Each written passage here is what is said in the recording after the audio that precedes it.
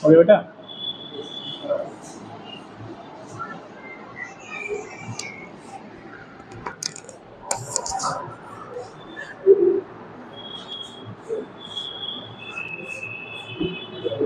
एक टर्म आता है बेटा फील्ड ऑफ व्यू या फील्ड ऑफ विजन बोलते हैं हम लोग, ठीक। तो कंडीशन क्या होता है, कोई भी अगर फिश या कोई लाइट सोर्स आपका लिक्विड या किसी क्या मीडियम में रखा हुआ डेंसर, तो बाहर के कितने पोर्शन से, अगर लाइट सोर्स है तो लाइट बाहर निकलेगी, इमेज आउट होगी, उस टाइम में बोलते हैं फील्ड ऑफ क्या व्यू।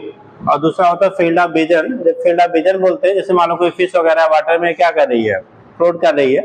अब उस कंडीशन अगर ऊपर का एरिया देखना चाहें तो कितनी एरिया से ऑब्जेक्ट जो है वो देख सकता है, और उसके एक्सीड अगर करेगा तो वहां पर फिर आपको दिखाई नहीं पड़ता, उसे कहते हैं फील्ड ऑफ विजन कहते हैं।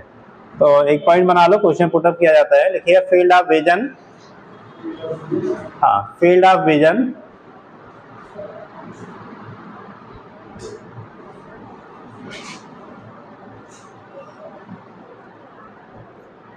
और फील्ड ऑफ व्यू।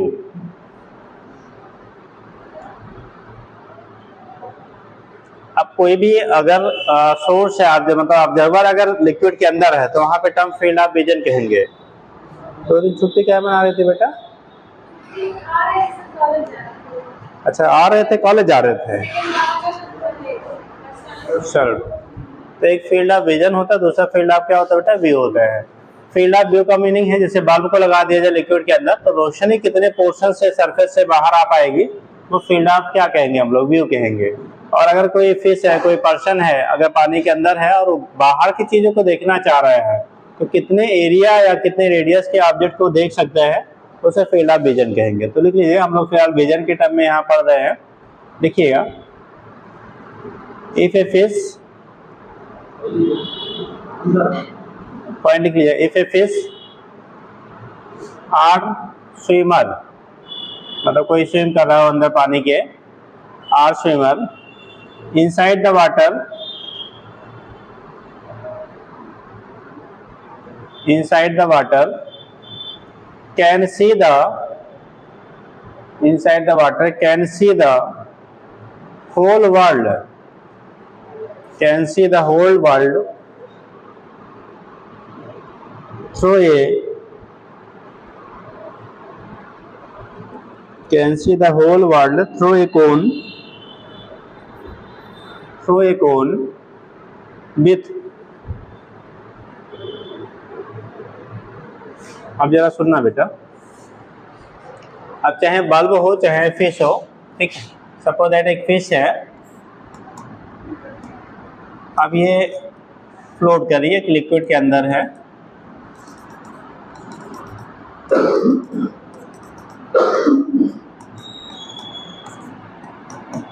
अब ये किसी ऑब्जेक्ट को बेटा देखना चाह रही है, मतलब कितने पूछा था, कितने रेडियस या कितने एरिया के ऑब्जेक्ट को वो सरफेस पे देख सकती है, विजुलाइज कर सकती है। कभी बेटा, मान लो ये नॉर्मल आप ड्रा कर रहे हो, तो जैसे नॉर्मल, अब यहाँ से रे जा रही है, देखो जो रे जाएगी, अगर नॉर्मल से ये मान लो उसकी आई है, यहाँ से अगर हमने नॉर्मल ले लिया, तो रे जब इंसिडेंट करेंगे बेटा ना, तो रे इंसिडेंट करोगे, अगर ये जो एंगल ऑफ इंसिडेंस है ये क्रिटिकल एंगल से कम है, तब तो रे क्या करेगी?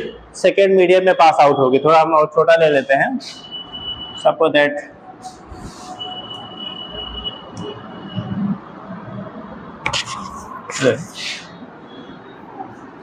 मान लो यहाँ से आपने देखा, अब इधर से देखेंगे तो मान लो ये सेकेंड मीडियम में आपका इमेज आउट हो जा रही है, बट जब हम लोग यहाँ पहुंच रहे हैं यानी क्रिटिकल एंगल या जस्ट अबव, तो रे क्या करेगी? उसी मीडियम में डाइवर्ट हो जाएगी, यानी रिटर्न बैक हो जाएगी।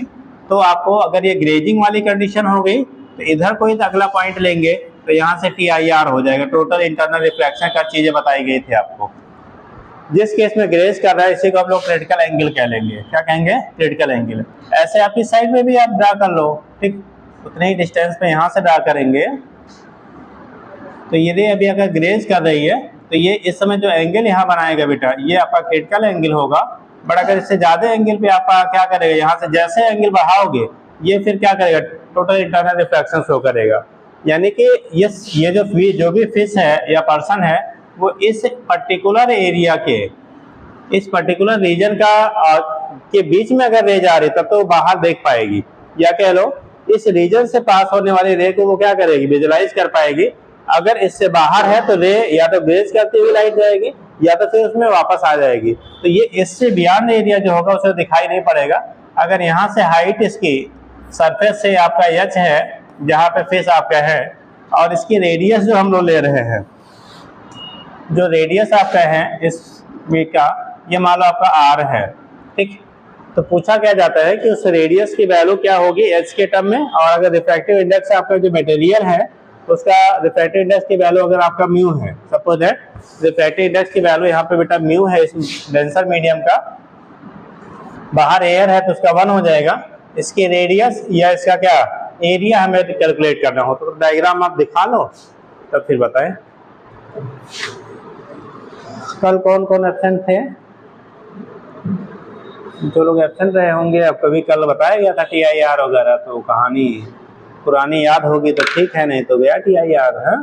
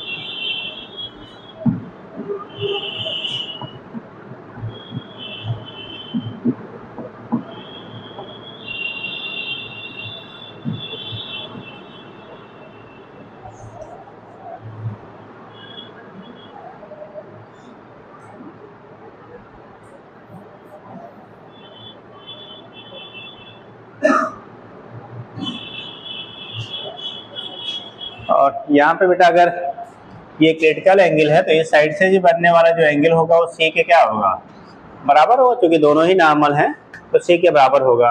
अब ये इधर सी है तो इधर वाला भी पोर्शन सी होगा।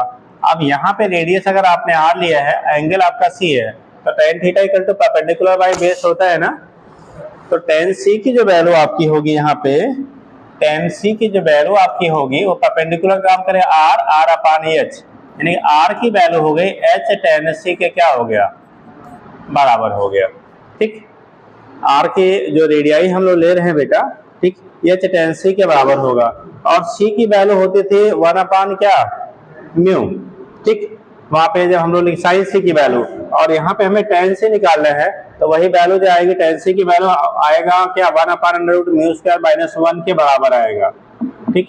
तो नीचे यही लिख लेंगे H upon root mu square minus 1, यही बराबर होगा आर की वैल्यू एच tan सी, और यही बराबर आर करके R equal to H upon root mu square minus 1। Important formula है बेटा, खूब पूछा जाता है। तो जो रेडियस आपका होगा इस डिस्क का, जहां से आपकी लाइट बाहर इमर्ज आउट होगी या बाहर के ऑब्जेक्ट को ये देख पाएगा, उसकी वैल्यू होगी एच इक्वल क्या R equal to H upon root mu square minus 1 के बराबर, ठीक। अब वाटर के लिए म्यू की वैल्यू कितनी होती है 4/3, ठीक। तो वहां से अगर आप कैलकुलेट करोगे तो 4 का स्क्वायर अपान 3, 4 का स्क्वायर हो गया 16 अपान 9, और माइनस 9 करोगे तो 7 अपान 16, 16 का रूट 9 का रूट करेंगे तो 3h अपान रूट 7 आएगा। अगर कहा जाए फॉर वाटर, यहाँ पे फॉर वाटर लिया जाएगा, वाटर से देख रहा है तो वाटर के लिए म्यू की वैल्यू हो जाएगी बेटा 4/3। इस फार्मूले में रेडियस निकालोगे आप तो आएगा h अपान रूट 4/3, 4/3 का स्क्वायर माइनस 1, तो h अपान ये हो गया root 16 upon 9 minus 1, that is आप देख सकते हो h अपान 9, 9 1 9, 16 बचेगा 7 अपान 9 रूट में, और रूट को हटाएंगे तो ये रूट के बाहर आएगा 3 होगा, 3 ऊपर जाएगा 3h अपान रूट 7 आ जाएगा। तो रेडियस की वैल्यू होगी 3h बाई रूट 7, कब? अगर वाटर से, कहाँ से? वाटर से आपका क्या ऑब्जर्व किया जा रहा है तो, ठीक। अगर जो भी ऑब्जर्वर है वो वाटर में है तो उस कंडीशन में आपका यहाँ पे 3h/√7 के बराबर आपका क्या वहाँ पे रेडियस का, अगर हम लोग एरिया से क्या करें, रेडियस से आपका लाइट पास आउट होगा, ठीक। तो इसके बेस पे रिप्रेजेंट कर लेते हैं कितना होगा।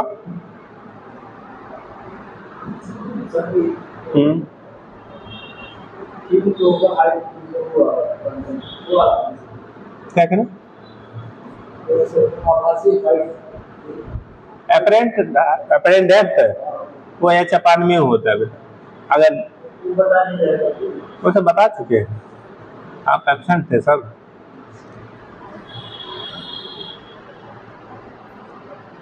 अगर रेयर से डेंसर में देखेंगे तो h/μ और डेंसर से रेयर में देखेंगे तो μ × h हो जाता है, ठीक। हो गया। अगर एरिया की बात किया जाए बेटा, किसकी बात किया जाए? एरिया का बात करो कि कितने एरिया से वो क्या करेगा, एरिया के ऑब्जेक्ट को देख पाएगा, तो एरिया इक्वल टू πr², ठीक। तो वहाँ पे r की जगह पे आप रख दीजिए h/√μ²-1, वहां से क्लियर करके बेटा हम लोग निकाल लेते हैं, ठीक। अगर कहा जाए एरिया बेस, इस कोण का बेस जो होगा, एरिया बेस जो आपका बनेगा, तो a की वैल्यू होगी बेटा πr²। कितना हो जाएगा? πr²। तो a की वैल्यू होगी पाई, r की वैल्यू है h/√μ²-1। ये पूरे का होल स्क्वायर करोगे तो आ जाएगा a = π×h²/μ²-1। अब वाटर के लिए करेंगे तो म्यू की वैल्यू 4/3 है, तो यही फॉर वाटर हो जाएगा। यही लिख दें, डायरेक्ट लिखते समझ जाएंगे जी। फॉर वाटर एच की वैल्यू 4/3 रखोगे तो 16/9, 9 ऊपर चला जाएगा और 16 में से 9 गया तो बचेगा 7, तो आएगा a = 9 π×h²/7। क्या हो जाएगा? 7। तो ये एरिया होगा। अगर वाटर से आप ऑब्जर्व कर रहे हैं तो वहां पे जो एरिया होगा बेस का ऊपर कोण जो बन रहा है, या जितने एरिया से वो देख पाएगा, वो 9 πh²/7 के बराबर हो जाएगा।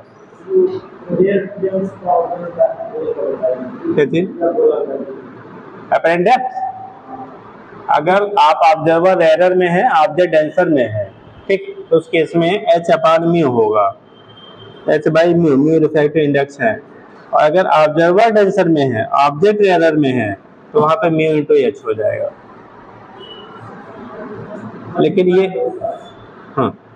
लेकिन ये होता है जो जहां से मीडियम चेंज हो रहा है उससे डिस्टेंस का म्यू टाइम और 1/μ टाइम होता है, ठीक।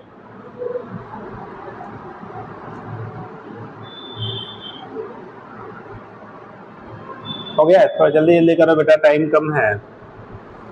आगे Porro prism, PORRO, Porro PRISM prism.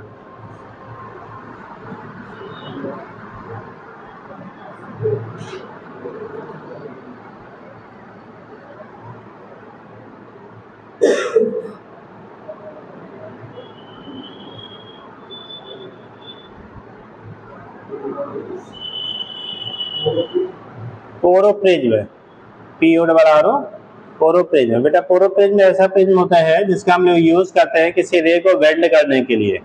अब वेल्डिंग वो 90 डिग्री की हो सकती है, 45 डिग्री की हो सकती है, 180 डिग्री की हो सकती है, डिपेंड करता है हमें नीड के अकॉर्डिंग। जैसे लाइट आ रही है, अब लाइट को हमें 90 पे वेंड करना हो, वेंड कर सकते हैं। 180 पे रिटर्न बैक करना तो भी कर सकते हैं, 45 पे वेंड करना है तो भी वेंड कर सकते हैं। अब वो डिपेंड करे किस एंगल पे आप इंसिडेंट करा रहे हैं।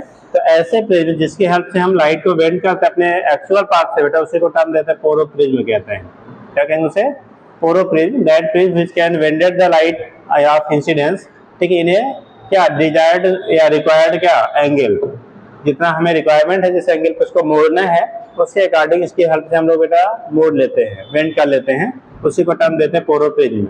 और इसमें हमेशा एक एंगल जो प्रिज्म का होगा वो 90 डिग्री होगा। एक एंगल जो होगा वो 90, यानी राइट एंगल क्या होता है, क्या ट्रायंगल आपका होगा, यानी प्रिज्म होगा, ठीक। तो लिखिएगा पोरो प्रिज्म।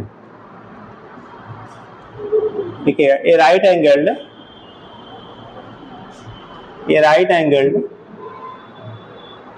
आइसोस्केल प्रिज्म। आइसोस्केल का मतलब बेटा, आइसोस्केल मीन्स दो एक्सिस कैसी हैं, सेम हुआ, ठीक। आइसोस्केल prism which is used in periscopes, are binoculars,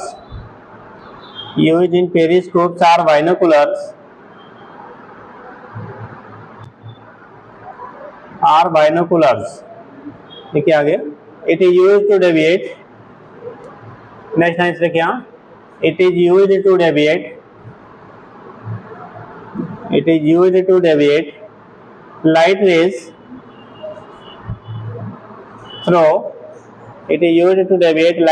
through, अरे आगे जगह है बेटा, तो लोग कहाँ पिछड़ते जाते हो, हाँ? It is used to deviate light rays through 45 degree, 90 degree and 180 degree, 90, 45, 90 and 180 degree, and also to erect the image,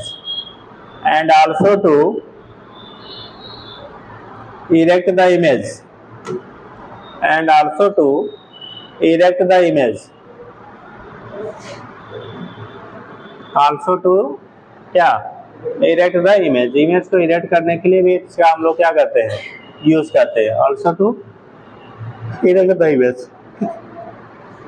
इसी को टर्म देते बेटा पोरोप्रिज्म कहते हैं, ठीक।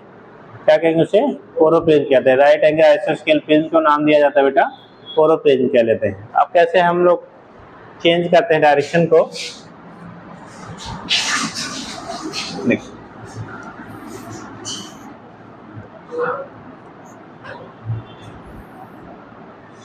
इसमें एक हमेशा 90 डिग्री होगा, और आइसोस्केल से तो ये दोनों कितने बनेंगे भाई, अगर ये साइड सेम है तो एंगल भी क्या रहेगा, सेम रहेगा, तो ये 45 के बन जाते हैं। कितना, 45 डिग्री ये भी और 45 डिग्री ये भी बेटा, ठीक।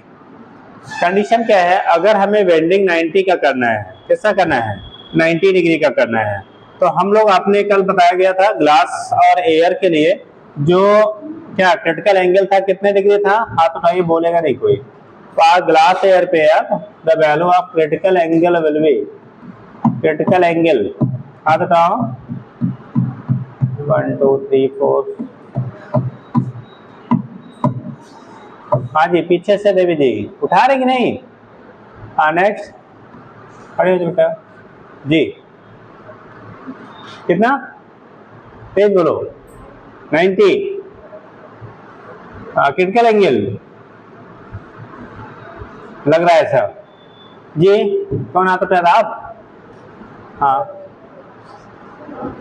जी 90, नेक्स्ट 49 डिग्री, और इधर आप 90 डिग्री,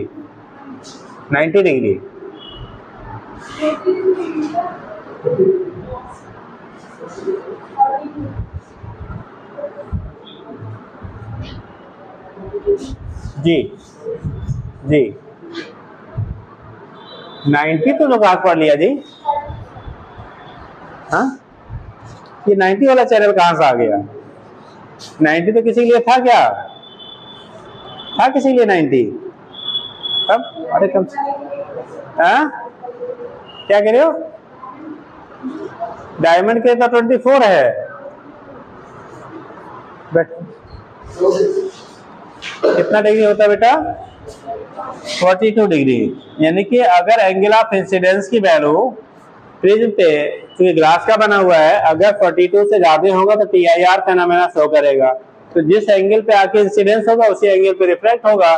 तो यहाँ पे अगर एक हमने नॉर्मल ड्रा कर लिया बेटा, क्या ड्रा कर लिया, नॉर्मल, एक रे को इसके बेस के पैरेलल ही हम ले आ रहे हैं बेटा, थोड़ा डाउन हो गया यार,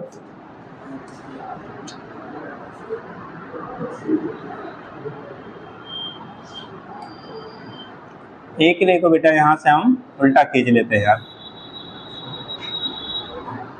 अब ये जो आ रहा है, ठीक है, यहाँ से एंगल कितना बनाएगा 45, तो उसी एंगल पे क्या करेगा ये रिफ्लेक्ट बैक।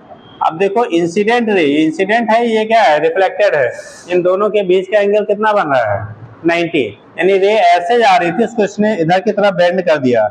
इस केस में यहाँ पे जो बेंडिंग हमारी हो रही है वो कितने डिग्री की हुई 90, यानी रे जो था अपने ओरिजिनल पाथ से, ये नॉर्मल है, अपने ओरिजिनल पाथ से 90 डिग्री बेंड कर गई। रे अपने ओरिजिनल पाथ से कितने डिग्री मुड़ गई 90 डिग्री। तो पूर्व प्रिज्म ऐसे प्रिज्म होते हैं जिससे हम लोग एक डिजायर्ड एंगल पे किसी इंसिडेंट रे को क्या कर लेते हैं बेंड कर लेते हैं, तो उसी को नाम देते बेटा पोरो प्रिज्म कहते हैं। ठीक, तो एक कंडीशन है। ऐसे ही अगर बेस से आप इंटर कराओ तो यहाँ पे देखो सिंगल, यहाँ TIR हुआ, क्या हुआ यहाँ पे TIR टोटल इंटरनल रिफ्लेक्शन। अगर हम लोग इसी पोरो प्रिज्म को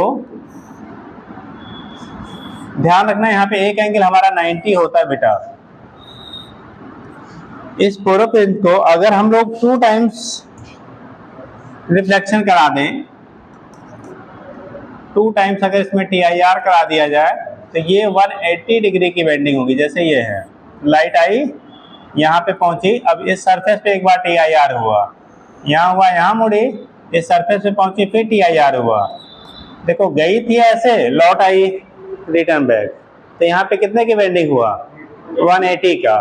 ठीक, यहाँ पे एंगल जो होगा ये 90 डिग्री होगा, और ये 90 है बेटा, तो ये दोनों कितने 45 होंगे। ठीक, तो ये 90 डिग्री बेंडिंग के लिए हम लोग यूज कर लिया। तो इस तरह से किसी भी रे को अपने रिक्वायर्ड जो हमारा नीड है उसके अकॉर्डिंग उसे बेंड करने के लिए हम लोग पोरो प्रिज्म का यूज करते हैं। ठीक, तीसरा आपने लिखा था इरेक्ट करने के लिए। इरेक्ट मतलब अगर इमेज उल्टा है उसे क्या करना है आपको सीधा करना, तो इरेक्टिंग पर्पजेज में भी हम लोग इसका यूज करते हैं, इरेक्टिंग पर्पजेज में भी यूज करते हैं। इरेक्शन के लिए कैसे किया जाता है देखो,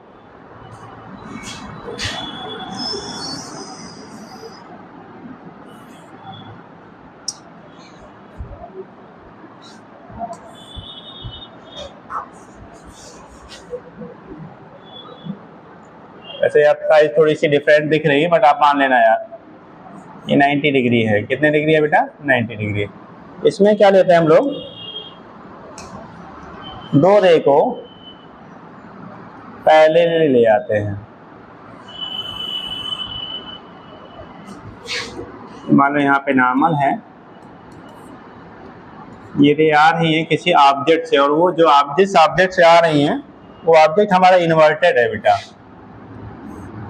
मान लो इन्वर्टेड है, यहाँ से 2 रे आई, और रे आएंगे तो टकराने के बाद फिर उसी एंगल पे क्या होंगे रिफ्लेक्ट बैक होंगे।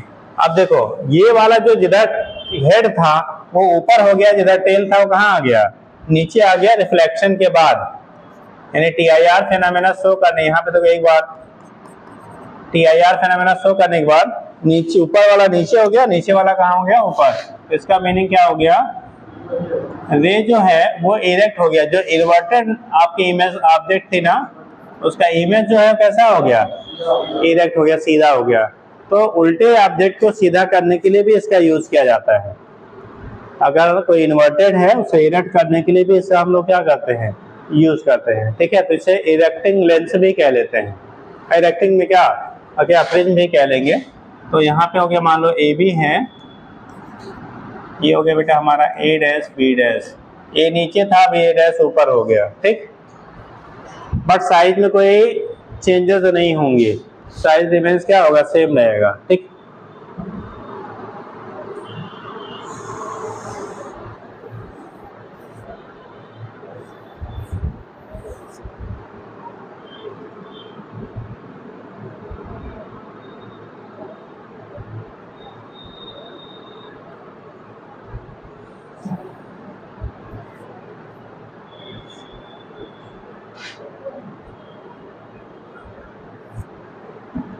ऑफिशियली 11 लेक्चर बचे हुए हैं। ठीक, हाँ, उतने में बचे हुए चीज़ों को कंप्लीट करना है। ठीक,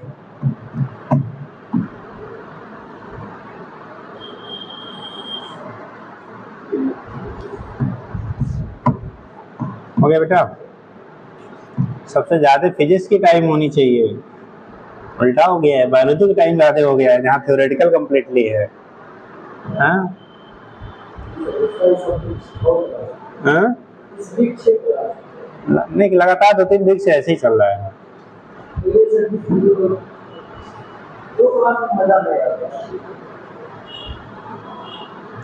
चलिए हो गया, तो ये केस हो गया आपका, यहाँ से आप रिप्रेजेंट कर लेंगे क्या होगा। इसी कह लेते बेटा पोरोप्रिज्म। नेक्स्ट आप हेडिंग करेंगे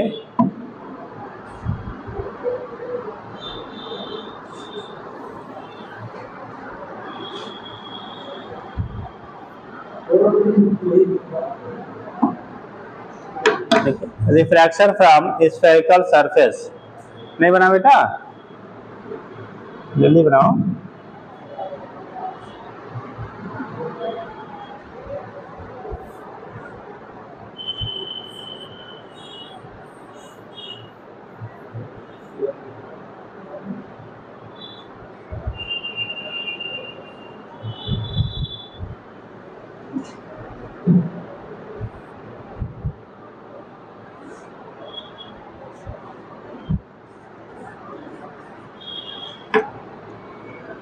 देखो रिफ्रैक्शन फ्रॉम स्फेरिकल सरफेस,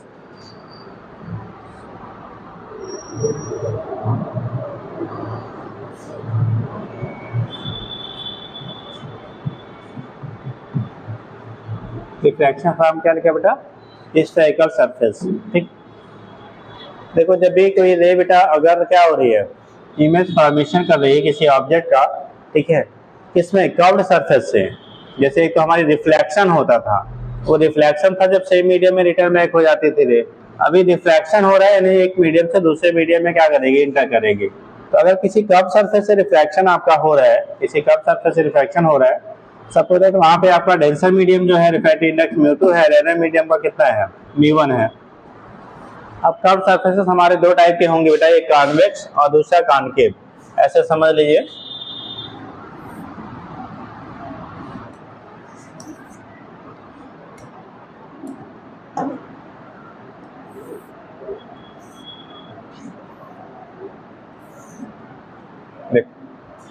ये पोल हो जाएगा बेटा, ठीक, कोई भी ऑब्जेक्ट रखेंगे, ये डेंसर मीडियम है,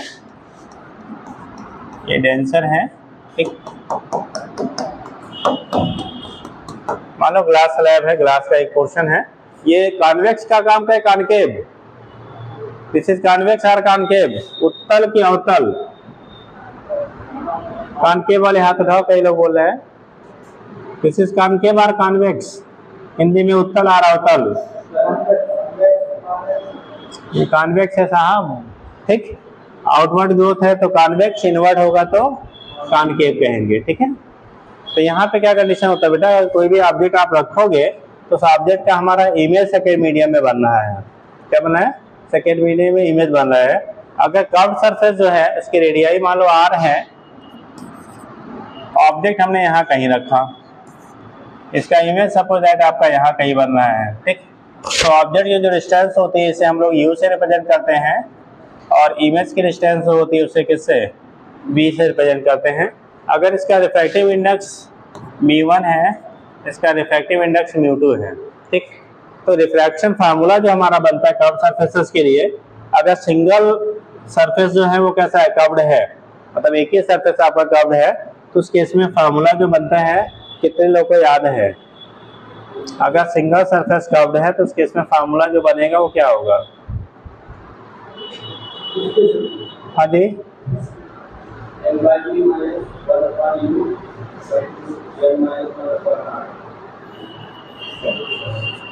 म्यू1 म्यू2 के टर्म में बोला जाए तो, अगर मान लो पहला वाला एयर नहीं है तो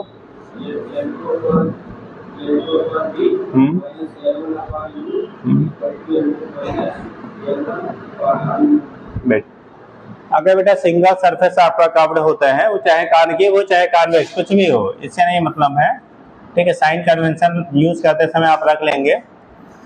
ये यहाँ पे पोल हो गया बेटा, ऑब्जेक्ट मान लो आपने यहाँ पे रखा और इमेज कहीं यहाँ करना है इसका, ये भी काम करेगा हमारा यू का, ये काम करेगा बेटा, सॉरी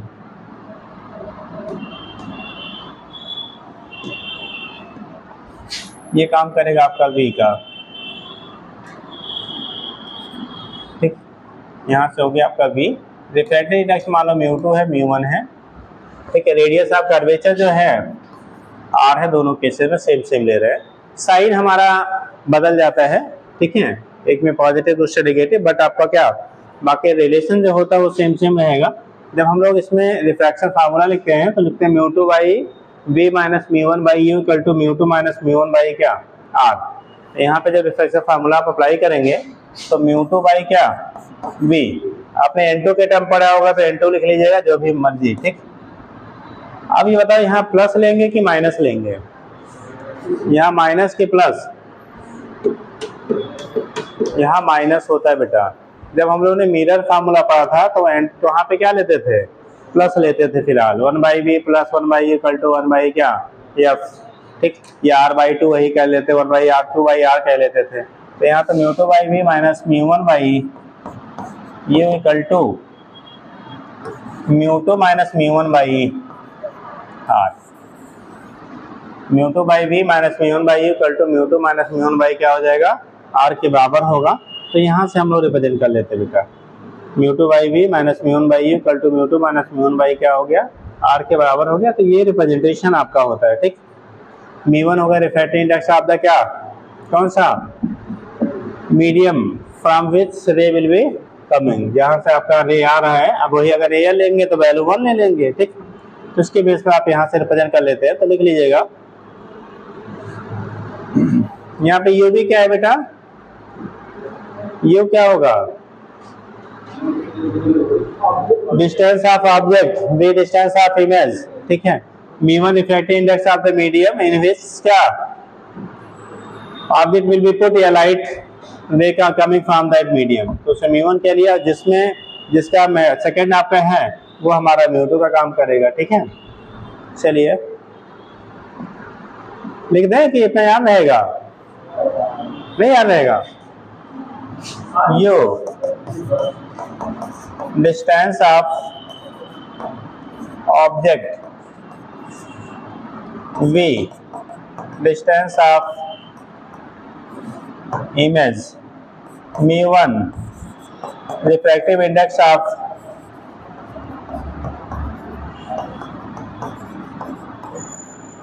आप उसे फर्स्ट मीडियम कह लो या लिख लीजिए refractive index of that medium through which क्या रे इज कमिंग, यानी कि जहां से आपका रे आ रही है या जहां पे ऑब्जेक्ट को क्या किया गया है, रखा गया है, ठीक। तो refractive index of first medium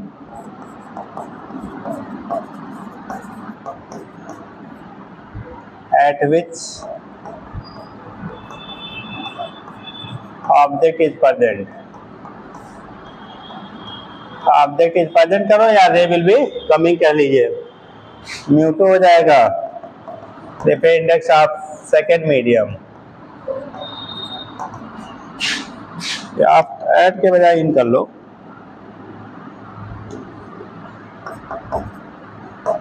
in which image is formed,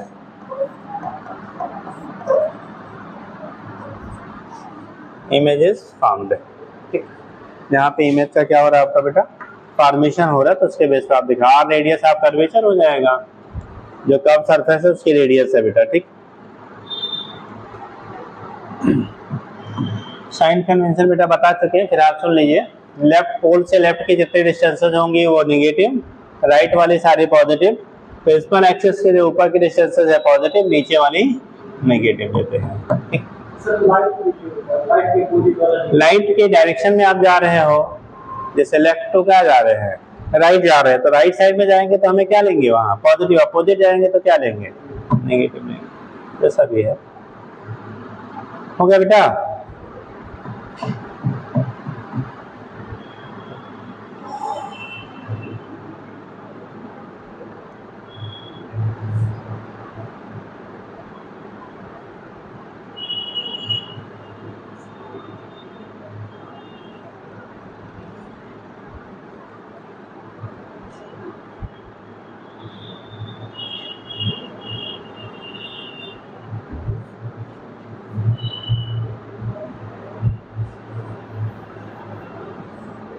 कर लिया।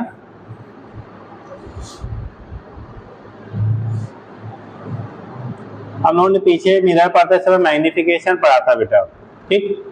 तो जब लेटरल मैग्निफिकेशन की बात करते हैं तो जैसे वहां पे इमेज की साइज और ऑब्जेक्ट की साइज के रेशियो को हम लोग मैग्निफिकेशन कहते थे, बेसिक कॉन्सेप्ट सब में वही है।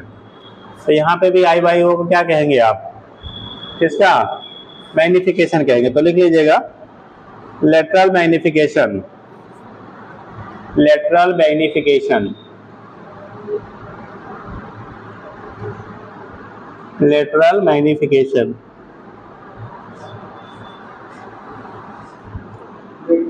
हाँ, lateral magnification.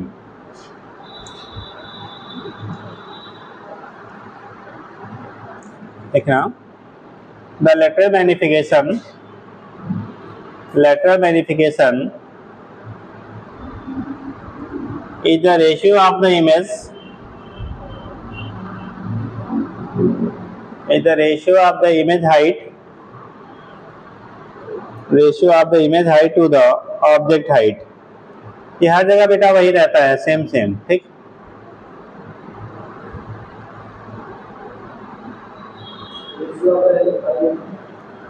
To the object height बेटा, ratio of the image height to the object height, ठीक है। लिखो that is M equal to I by O.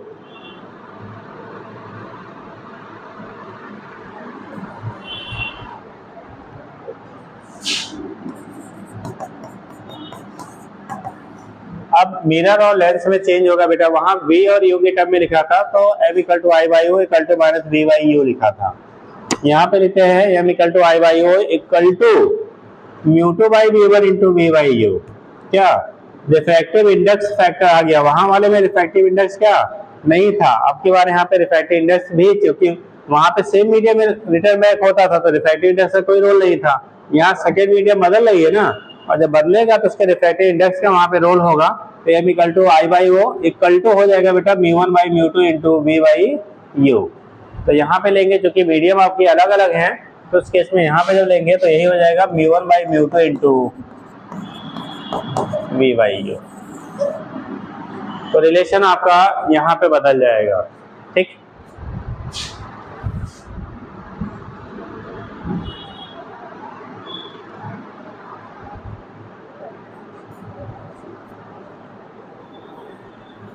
Next heading करेंगे लेंस।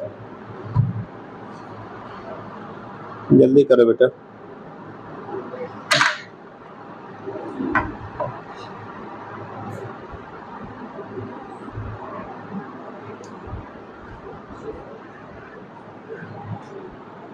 लेंस,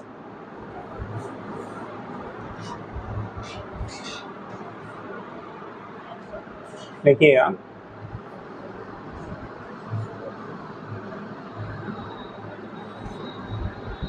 बोले, ठीक ना। Lens is a transparent medium, lens is a transparent medium bounded by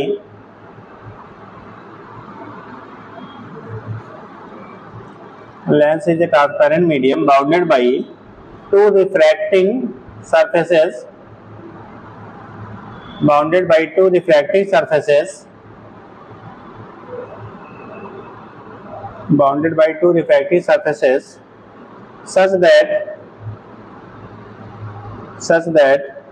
at least one surface, such that at least one surface is curved, such that at least one surface is curved।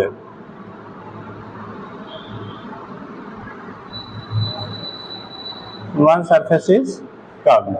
अब जो lenses होते हैं वैसे हम लोग पढ़ते हैं बेटा biconcave and biconvex की स्टडी की जाती है, बट जो लेंस होते हैं वो biconvex, plano convex, concavo convex, तीन टाइप का। ऐसे ही biconcave, plano concave and convexo concave, 6 type के आपके बनाए जाते हैं, ठीक। बट अपने यहाँ जो स्टडी है वो मोस्टली बाई कॉन्वेक्स और बाई कॉनकेव का होता है बेटा। हम लोग जो स्टडी करते हैं बाई कॉन्वेक्स एंड किसका करते हैं, बाई कॉनकेव का। बट आपका वहां से जब पॉसिबिलिटी होती है तो by convex, plano convex, concave convex. ऐसे जब कॉनकेव की बात करेंगे, by concave, plano concave and convexo concave. ठीक, तो 6 कैटेगरी होती है, बट हम लोग जो स्टडी करेंगे वो बाई कॉन्वेक्स और बाई कॉनकेव भी करेंगे। ठीक, और उसी से इमेज फॉर्मेशन के बारे में हम लोग डिस्कस करेंगे। ठीक, तो लिख लेंगे। अब एक चीज थोड़ा सा यहाँ पे डिफरेंसेस होंगी बेटा। जब हम लोग मिरर की बात किया था, कर्व्ड मिरर की, तो वहां पे सिंगल फोकस होता था। कर्व्ड मिरर में सिंगल फोकस होता था, लेकिन जब हम लोग कर्व्ड लेंसेज की बात करेंगे, यहाँ पे 2 फोकस होते हैं। ठीक, एक प्रिंसिपल हो जाएगा, एक हम लोग प्राइमरी सेकेंडरी के टर्म में भी बोलते हैं, और एक प्रिंसिपल फोकस के टर्म में बोलते हैं। ठीक, तो उस केस में 2 आपके यहाँ पे फोकस होंगे, क्योंकि 2 सरफेस हमारे क्या होंगे यहाँ पे पाए जाते हैं। वहाँ सिंगल सरफेस होता था, वहीं से रिफ्लेक्शन होता था, इसलिए वहाँ सिंगल फोकस होता था। तो अगर बाई कॉन्वेक्स या बाई कॉनकेव की बात करेंगे तो 2 फोकस होंगे, और जब कॉन्वेक्स लेंस की बात करेंगे तो वहाँ पे फोकल लेंथ हमारा पॉजिटिव लिया जाता है, क्योंकि प्रिंसिपल फोकस हमारा राइट साइड में मिलता है, या मेन फोकस जिसे कह लीजिए, वो राइट साइड में मिलेगा, तो उस केस में हम पॉजिटिव कहते हैं। और जब बाई कॉन्वेक्स की बात करते हैं तो मेन फोकस कहाँ मिलता है, लेफ्ट साइड में मिलता है, इसलिए उसका साइन हम लोग नेगेटिव लेंगे। ठीक, तो ये कंडीशन होता है। 2 लाइन आप लेंस लिख लीजिए, उसके बाद फिर आगे जो बनता है वो पूछा जाए। देखिए लेंस लिखो, it is a transparent medium. देखिए डिफाइन, अच्छा कब, चलिए ठीक। तो ये केस आपका हो गया बाई कॉन्वेक्स और बाई कॉनकेव क्या होगा। ठीक, यहाँ से आपका रिप्रेजेंटेशन हो जाता है। तो हम लोग बेटा चूंकि समय भी कम है, तो जो पूछे जाने वाले हैं हम लोग वहीं से डिस्कस करते हैं। एक तो आपका होगा बेटा इमेज फॉर्मेशन, दूसरा अपने पावर। ठीक, क्या होता है तो लिख लीजिएगा, लिखना पहला फोकल लेंथ,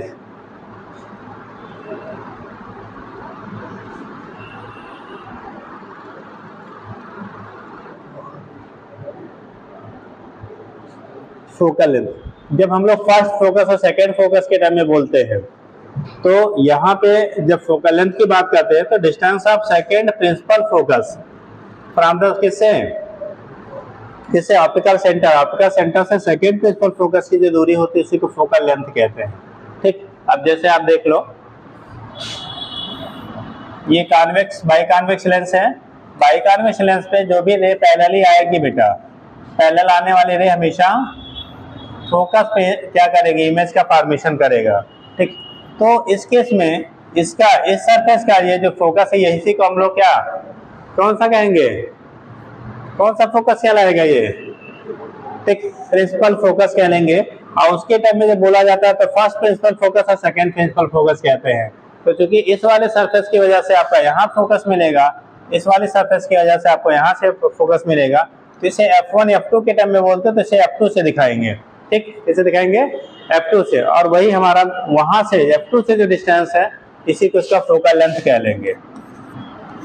इसी को हम लोग प्रिंसिपल फोकस, मेन फोकस कह लेते बेटा। ठीक, यानी पैरेलल आने वाली लाइट रिफ्रैक्शन के बाद जिस पॉइंट पे क्या करते हैं, प्रिंसिपल एक्सिस को कट करती हैं या जहां से आती हुई अपीयर होती है, उसे हम लोग क्या लेते हैं बेटा, प्रिंसिपल फोकस।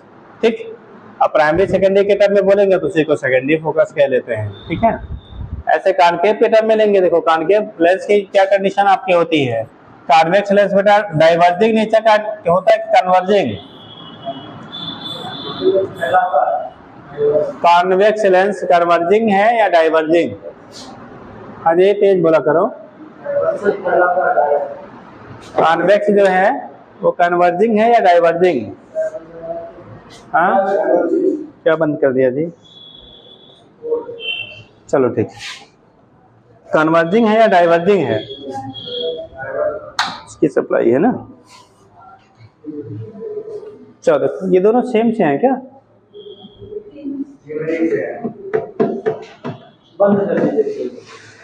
बंद हो गया बेटा, फिर चालू कर दे तो आवाज कैसे जाएगी। चलो देखो, तो कन्वर्जिंग है बेटा या डाइवर्जिंग, कौन वाला, कन्वर्ज करना मतलब जो रे को वन पॉइंट पे क्या करती है, ठीक है, हिंदी में कहते हैं इकट्ठी करती है, तो उसे कन्वर्जिंग कहते हैं। और दूसरा डाइवर्जिंग मतलब जो फैलाती है उसे क्या कहते हैं, डाइवर्जिंग कहते हैं।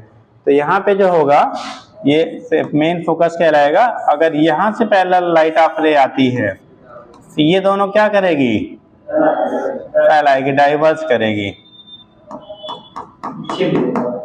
जहां एक दूसरे को मीट करेंगे ये इसका प्रिंसिपल फोकस कहलाएगा, और ये इसकी फोकल लेंथ, चूंकि ये लेफ्ट साइड में है तो इसके लिए फोकल लेंथ नेगेटिव, ये राइट साइड में है इसके लिए फोकल लेंथ क्या पॉजिटिव होता है। तो एक के लिए पॉजिटिव, दूसरे के लिए क्या होता है नेगेटिव होता है।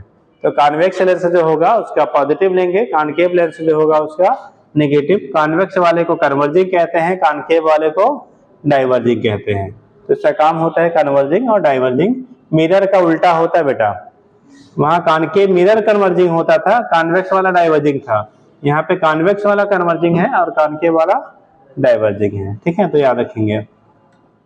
तो अगर हम लोग बात करते हैं तो फोकल लेंथ ये कॉन्वेक्स हो गया, ऐसे बना लो यार, कॉन्वेक्स हो गया, ये कॉनकेव हो गया, इसे कन्वर्जिंग कह लेंगे और इसे डाइवर्जिंग कह लेंगे। This is converging, this is diverging. एक कन्वर्जिंग हो गया, दूसरा क्या हो गया हमारा डाइवर्जिंग हो गया। तो जो भी कंडीशन बनेगी उसके बेस पर आप रिप्रेजेंट कर लेते हैं, हो जाएगा कन्वर्जिंग एंड डाइवर्जिंग। कंडीशन क्या बनेगा वहां से आपका रिप्रेजेंटेशन हो जाता है।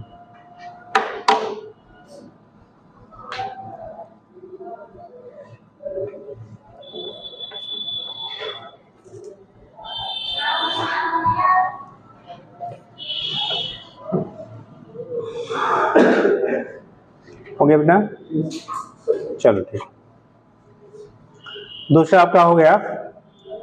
अब पावर की जब बात करते हैं, किसी भी लेंस का जो पावर होता है वो reciprocal of focal length, but जब फोकल लेंथ को हम लोग मीटर में लेंगे तो यूनिट आप डायोप्टर लेते हो, ठीक। जब फोकल लेंथ मीटर में लेंगे तो यूनिट क्या होगा उसका डायोप्टर होता है, ठीक।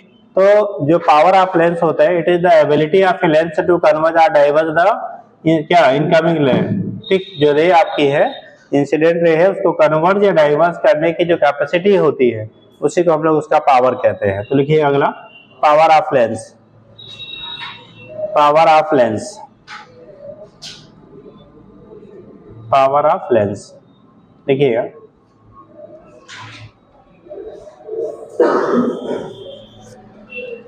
The ability of a lens, the ability of a lens to उसे कन्वर्ज या डाइवर्स करने को हम लोग डेविएट करना कहेंगे, ठीक है। टू डेविएट द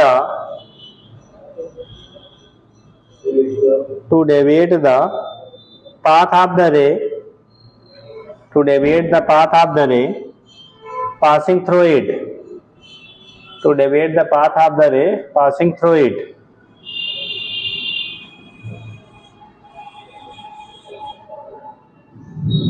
हो गया। नेक्स्ट टाइम से अब यहाँ पे अगर रे को कन्वर्ज कर रहा है बेटा, अगर रे को क्या कर रहा है कन्वर्ज कर रहा है, तो उस केस में उसके क्या पावर को हम लोग पॉजिटिव लेंगे। अगर वो डाइवर्स करेगा तो पावर को निगेटिव, यानी कि जो कॉन्वेक्स लेंस है उसका पावर पॉजिटिव और जो कॉनकेव लेंस है उसका पावर क्या होगा निगेटिव होगा, ठीक। तो यहीं पे लिख लेंगे, यानी कि जो उसे क्या करने की कैपेबिलिटी होती है उसी को हम लोग पावर कहेंगे। तो नेक्स्ट लाइन से लिखिएगा, ठीक है। The power of lens, the power of lens,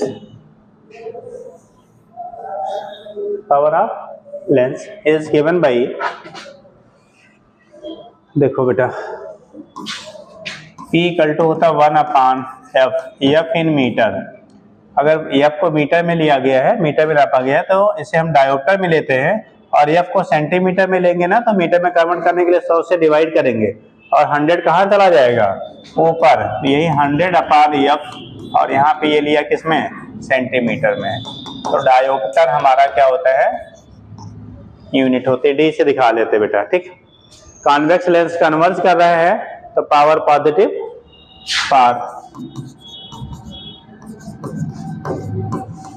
convex lens P क्या होगा positive, and for concave lens P क्या होगा बेटा नेगेटिव। कॉन्वेक्स के लिए पावर पॉजिटिव, कॉनकेव के लिए पावर नेगेटिव हो जाएगा, ठीक।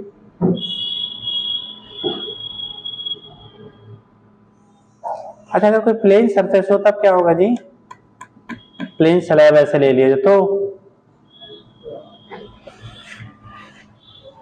फ्री में जो नंबर मिलता है ना फॉर प्लेन सरफेस या प्लेन स्लैब, स्लैब कह लो सरफेस कह लो, तो उसके लिए क्या होगा,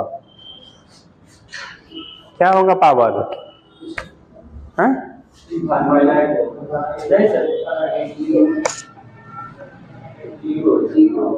जीरो होगा, क्यों?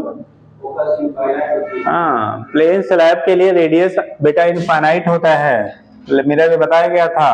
तो एफ की वैल्यू क्या होगी, इनफाइनाइट। एफ इनफाइनाइट हो गया तो पी की वैल्यू 1/f है ना, तो 1/ इनफाइनाइट करोगे तो क्या आएगा, जीरो। तो प्लेन अगर आपका सरफेस है, प्लेन स्लैब है, तो उसके पावर की वैल्यू जो होती है वो जीरो होगी। क्या होगा, जीरो होगा। और अगर कर्व्ड है तो कॉन्वेक्स है तो पॉजिटिव, कॉन्केव है तो निगेटिव। वैल्यू क्या आएगा वो डिपेंड करेगा फोकल लेंथ पे। ठीक, अब इतना तो नोट कर लो यार, ठीक है।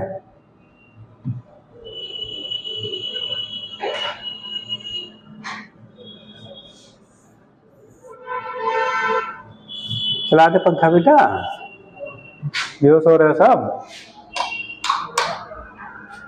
पीछे वाला क्यों नहीं चल रहा जी? अच्छा लाइट नहीं है, तब बंद कर दो यार, है ना, क्यों बंद कर दिया जाए, ना बंद किया जाए। जिसको गर्मी लग रही है वो आगे आ जाए बेटा, गर्मी लग रहा है तो आगे आ जाओ, नहीं लग रही है तो फिलहाल यहाँ पे हैं।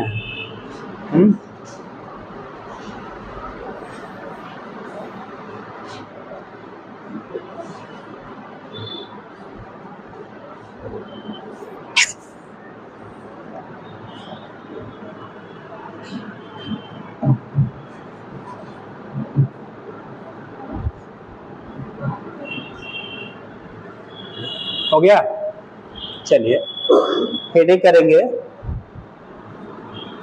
Image formation by convex lens.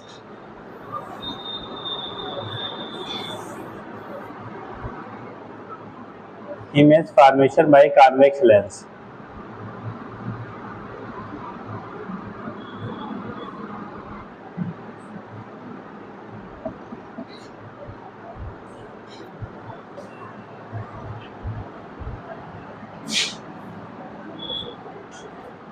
लिखेंगे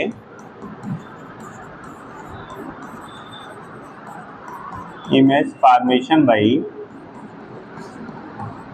कॉन्वेक्स लेंस। कॉन्वेक्स लेंस से इमेज फॉर्मेशन कैसे होगा, पहला जैसे हम लोगों ने मिरर के केस में लिया था ना, याद ऐसे रखो, जो कॉनकेव मिरर का जैसा बिहेवियर होता था वैसे ही कॉन्वेक्स लेंस का होगा। ठीक, जो पोजीशन वहां मिलता था वही पोजीशन हमारा यहाँ मिलेगा। ठीक, image formation by convex lens, पहला when object is present at infinity, when object is present at infinity, when object is present at infinity, जब ऑब्जेक्ट हमारा कहाँ पे हो, इनफाइनाइट पे है, when object is present at infinity। ठीक, अगर ऑब्जेक्ट हमारा कहाँ पे रखा गया है बेटा, इनफाइनाइट पे रखा गया है, when object is present at infinity, उस केस में क्या होगा, जो रे आती है, याद रखेंगे इनफाइनाइट से आने वाली रे ऑलवेज पैरेलल होती है। इनफाइनाइट से आने वाले जो भी रे होंगी वो ऑलवेज कैसे होते बेटा, एक दूसरे के पैरेलल होती हैं। और जब पैरेलल होंगी तो वो रिफ्रैक्शन के बाद हमेशा कहाँ पे इमेज बनाएंगे, फोकस पे बनाती हैं।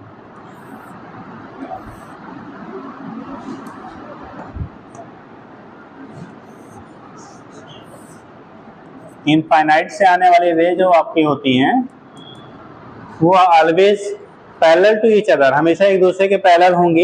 ये कंपलसरी नहीं है बेटा कि वो प्रिंसिपल एक्सिस के भी पैरेलल हों। ठीक, वो प्रिंसिपल एक्सिस के पैरेलल हो भी सकती, नहीं हो सकती, बट हमेशा एक दूसरे के पैरेलल होती है। तो कहीं भी हो, चाहे से क्या सिर्फ पैरेलल हो या प्रिंसिपल एक्सिस के पैरेलल हो, फॉर्मेशन इमेज का जो होता है फोकस पे बनता है। ठीक, तो कंडीशन क्या करेंगे, ये रिफ्रैक्शन के बाद जिस पॉइंट पे एक दूसरे को इंटरसेक्ट करेंगे उसे को हम लोग फोकस कहेंगे और ये इमेज बनेगा बेटा। इमेज जो है, क्योंकि जो रे आ रही है ऑब्जेक्ट से वही बना रही है, तो रियल होगा कि वर्चुअल? अगर अबाउट इमेज हम लोग लिखे हैं, अबाउट इमेज लिखा जाए बेटा तो क्या होगा? अबाउट इमेज लिखा जाए तो कंडीशन बनेगा रियल, इरेक्ट या इन्वर्टेड? हाँ, आपको पीछे बताया था मिरर फॉर्मेशन में बेटा, जब भी आपका इमेज कैसा बनेगा, रियल बनेगा, तो हमेशा वो इन्वर्टेड ही होगा, चाहे मिरर हो चाहे लेंस हो, किसी से बनाओगे। इन्वर्टेड इमेज ऑलवेज कैसे होते हैं? रियल होते हैं। और यह कह लो रियल इमेज ऑलवेज इन्वर्टेड होते हैं। ठीक, तो रियल हो गया, इन्वर्टेड हो गया। कहाँ बनना बेटा?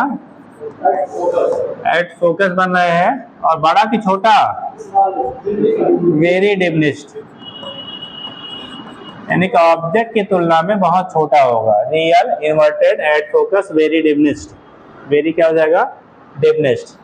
यम की जो वैल्यू होगी मैग्नीफाइंग पावर, आई बाई वो होता है बेटा, आई बहुत छोटा है, ऑब्जेक्ट इनफाइनाइट से आ रहा, कहीं बहुत बड़ा होगा, तो यम की वैल्यू लेस देन क्या?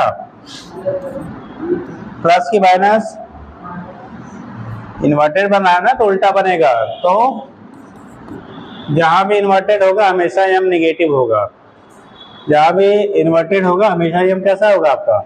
निगेटिव होगा। बन जाएगा। दूसरा, when object is present between infinite and 2f,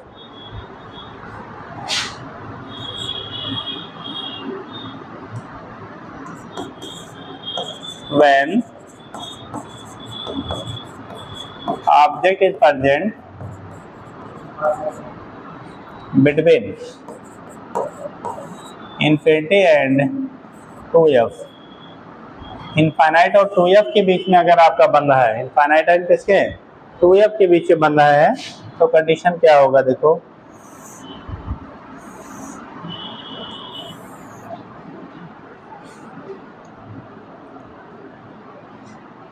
रखा गया, बन नहीं रहा बेटा। ये मान लो f है, 2f है, 2f f, ऑब्जेक्ट हमारा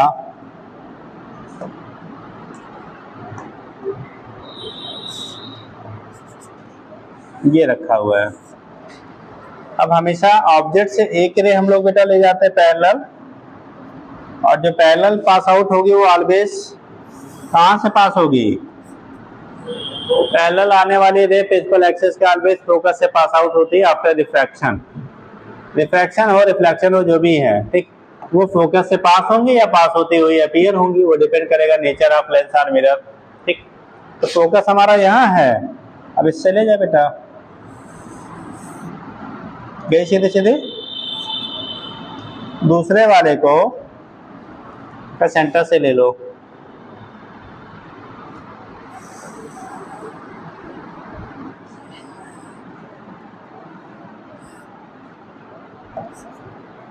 ठीक, तो यहां से जो ले जाएगी वो सीधी सीधी आपकी, क्योंकि नॉर्मल होती बेटा, नॉर्मल जो आपकी ले जाती है वो सीधा सीधा क्या होंगी? पास आउट हो जाएंगे। सीधा सीधा क्या होती है आपकी? पास आउट हो जाएंगी। तो इस कंडीशन में क्या होगा? वो विदाउट रिफ्लेक्ट हुए आपकी पास आउट हो जाएगी। तो जहां एक दूसरे को इंटरसेक्ट करेंगे वो इमेज होगा। अब देखो यहाँ पे इमेज कौन सा बन रहा है बेटा? ये एफ हो गया, ये 2f हो गया,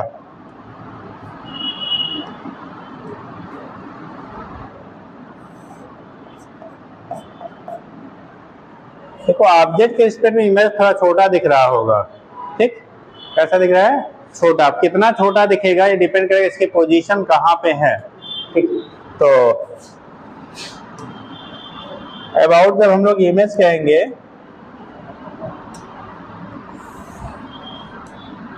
तो ये होगा रियल, जितना रियल है वो हमेशा, अभी तो दिख रहा है इन्वर्टेड है, देखो ये ऊपर की तरफ हेड है, इधर नीचे की तरफ है, तो कैसा हो गया? इन्वर्टेड हो गया between F and 2f।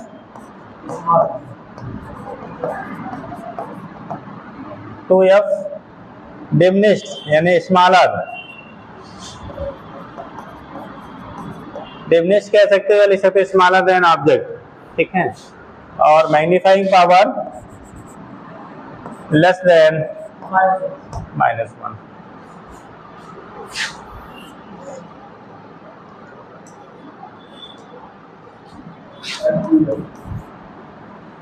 When object is present at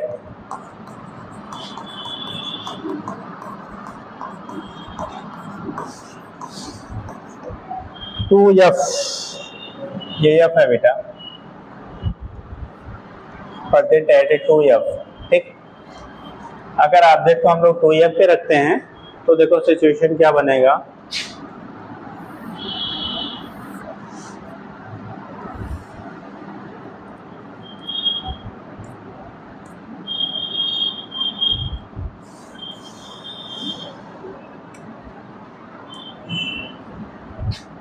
ये f है 2f, f 2f,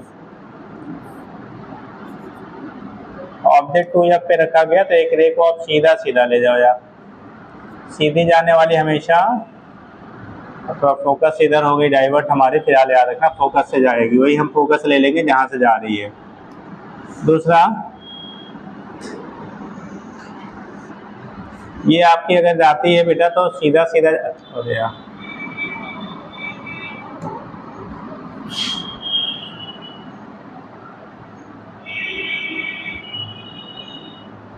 बेंड हो जाएगी तो आपका टेढ़ा हुआ तो बेटा पोजीशन बदल जाएगा।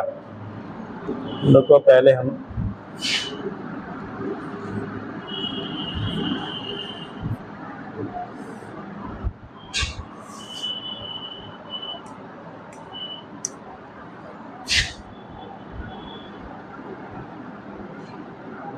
अब यहाँ से डाइवर्ट हुआ इसीलिए पोजीशन भी गड़बड़ा रहा थोड़ा था।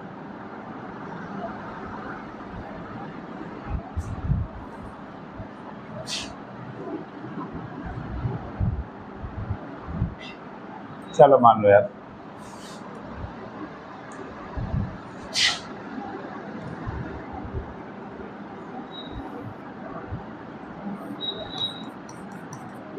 जहाँ एक दूसरे को इंटरसेक्ट करेंगे यही हमारा इमेज की पोजीशन हो जाएगी क्या। तो आप स्केल से रखेंगे तो एग्जैक्ट सेम से मिलेगा। तो ये ऑब्जेक्ट हो गया, ये इमेज। देखो ऑब्जेक्ट 2f पे था तो इमेज भी हमारा 2f पे बन रहा है। जितना बड़ा आपका ऑब्जेक्ट होगा उतना ही बड़ा आपका क्या बनेगा, इमेज बनेगा। यानी ऑब्जेक्ट और इमेज दोनों की साइज कैसी होगी, सेम सेम होगी। Object and image both are same size, ठीक, एंड एट सेम पोजीशन। एक लेफ्ट साइड में, दूसरा क्या राइट साइड में। तो अगर हम लोग लिखते हैं अबाउट इमेज तो कैसा बनेगा बेटा,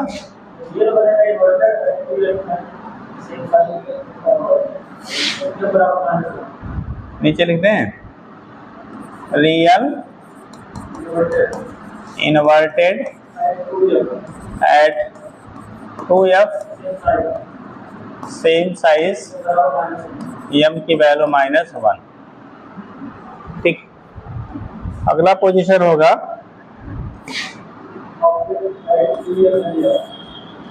if object is present, when के टर्म लिए तो है ना, ले लो यार।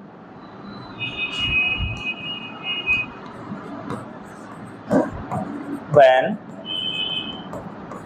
object is present, कहाँ पे, between 2f and f, 2f और f के बीच में अगर हम लोग ऑब्जेक्ट को रखते हैं तो इमेज जैसे जैसे ऑब्जेक्ट बेटा लेंस की तरफ मूव करेगा, इमेज लेंस से आगे जाएगा। Object towards lens, image away from the lens, ठीक। तो वहां पे जो कंडीशन बनेगा,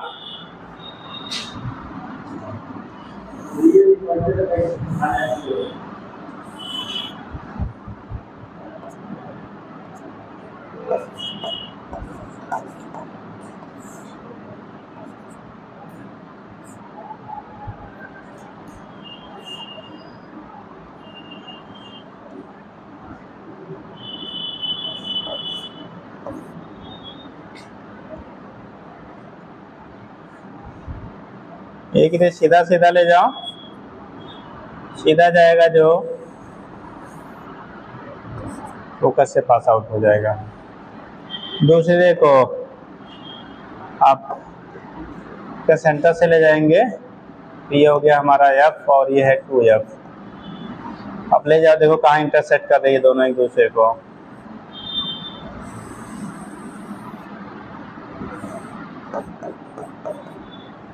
ये इमेज बना। अब आपका स्केल से करेंगे तो सीधा जाएगा, यहाँ थोड़ा सा टेढ़ा मेढ़ा हो जाता है। हो गया बेटा। आपकी बात देखो, इमेज ऑब्जेक्ट से छोटा दिख रहा है कि बड़ा? उससे बड़ा है। ठीक, कैसा है? इन लार्ज है। रियल है कि वर्चुअल? अभी तक जब तक क्या ऑब्जेक्ट से आने वाली रे इंटरसेक्ट करके इमेज बनाएंगे, सारे के सारे वो रियल ही रहेंगी। ठीक, तो जब हम लोग बात करेंगे बेटा इमेज का, यहीं लिख लेते हैं रियल इन्वर्टेड, ठीक, बिटवीन कहाँ पे? 2f and infinite. ठीक, इन लार्ज बड़ा हो गया, m की वैल्यू ग्रेटर देन +1 की -1? माइनस, क्योंकि अभी इन्वर्टेड ही है, जब तक इन्वर्टेड है तब तक निगेटिव ही रहेगा। ठीक, वैसे एक बाटा पानी ले आओ बेटा, देखो है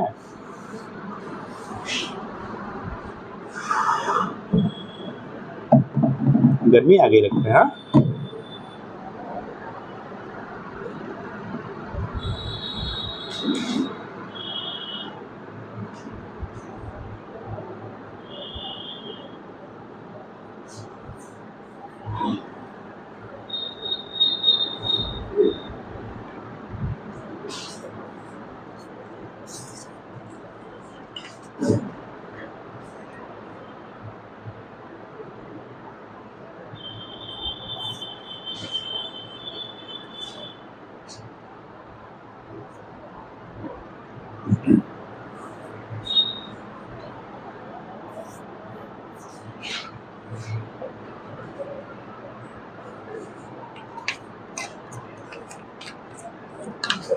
दिया।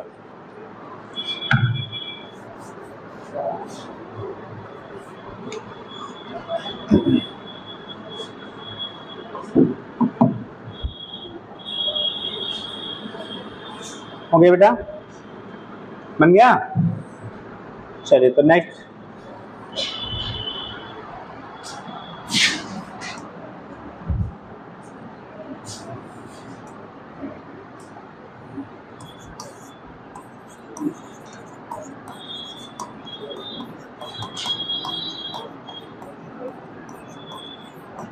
अगर ऑब्जेक्ट फोकस पे आ जाए बेटा, कहाँ पे आ जाए?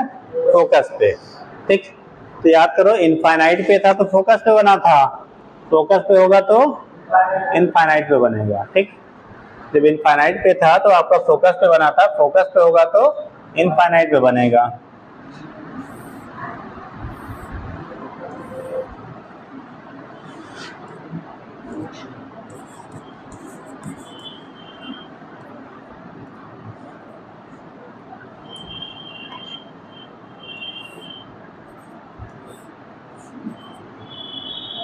हमेशा एक रे को पैरेलल ले जाइए, पैरेलल वाले को फोकस से पास आउट करा दीजिए, और दूसरा यहाँ से। ये कंडीशन क्या बन रही है देखो, ठीक, एक दूसरे के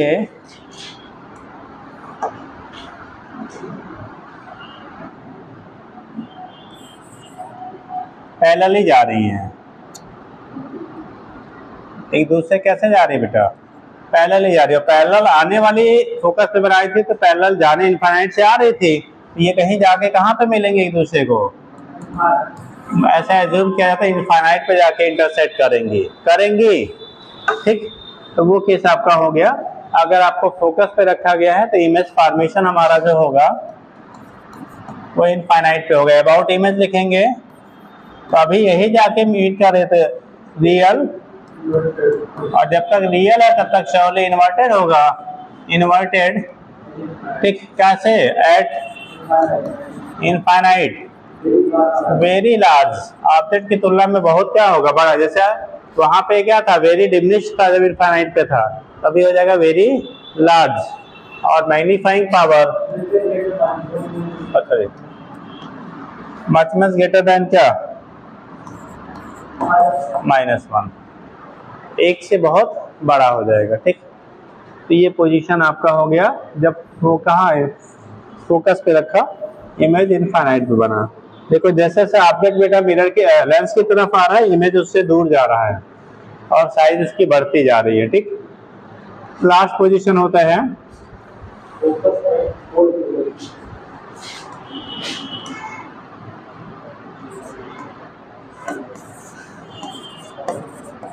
when object is present between, कहाँ पे, F and P, focus and pole, focus और पोल के बीच में अगर रखा जा रहा है ऑब्जेक्ट को, तब कंडीशन क्या बनेगा?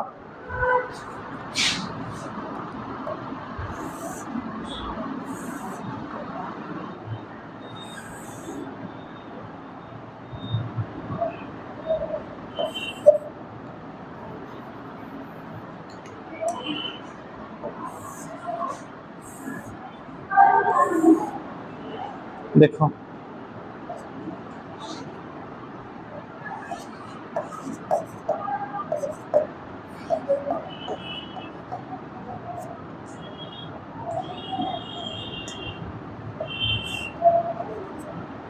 ऑब्जेक्ट आपने यहाँ पर रखा पोल और फोकस के बीच में, एक रे सीधे ले जाओ बेटा, सीधे जाने वाली कहाँ से पास होगी? अब तो याद हो गया होगा ना, ऑलवेज जो प्रिंसिपल एक्सिस के पैरेलल जाती है आती है वो फोकस से रिफ्रैक्शन के बाद पास आउट होती है। ठीक, दूसरा जब हम लोग यहाँ पास आउट कराएंगे तो कंडीशन क्या बनेगा? रे देखो डाइवर्ज हो रही है,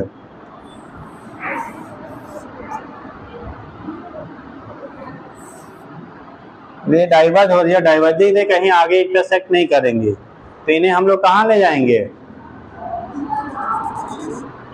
पीछे की तरफ। पीछे ले जाने पे जहां एक दूसरे को इंटरसेक्ट करेंगे ये हमारा इमेज होगा, ये आपका ऑब्जेक्ट था इमेज।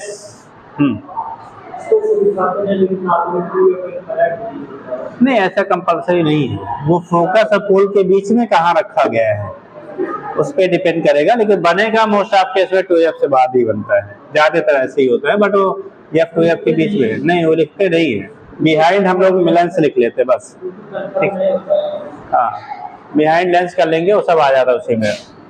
आपकी पहली बार है क्या वर्चुअल और इरेक्ट, वर्चुअल एंड इरेक्ट।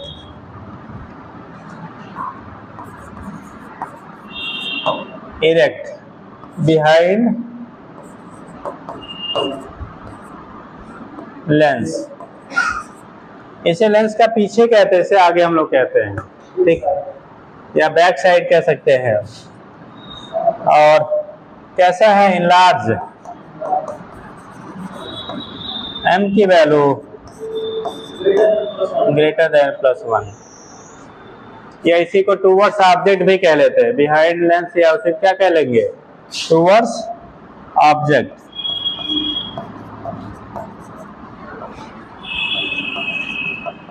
दिख रहा है जी, थोड़ा छोटा छोटा हो गया, टूवर्ड्स ऑब्जेक्ट भी उसे कह लेते हैं, तो ऑब्जेक्ट की तरफ ही बनेगा।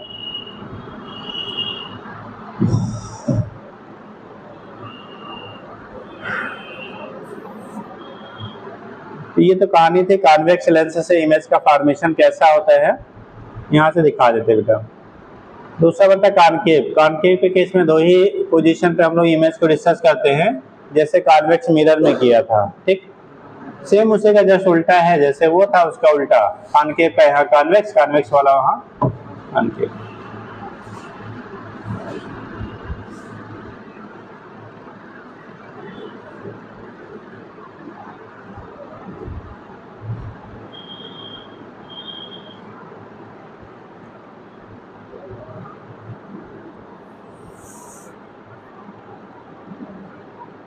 बन गया?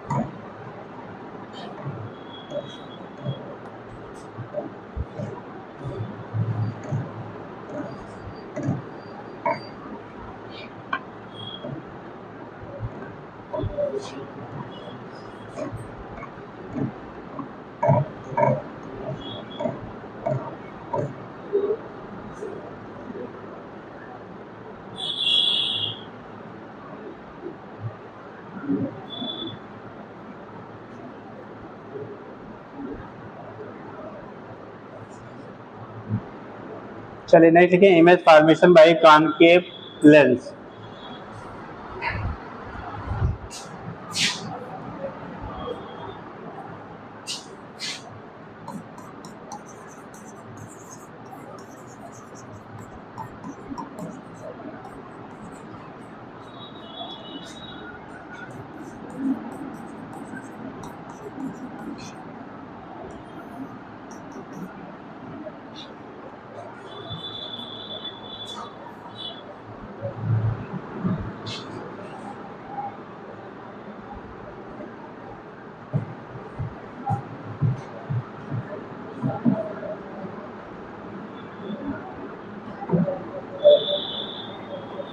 हो गया image formation bye concave lens.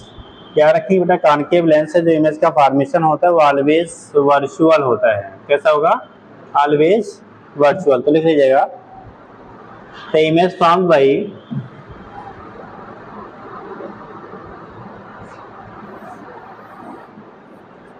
concave lens is always virtual,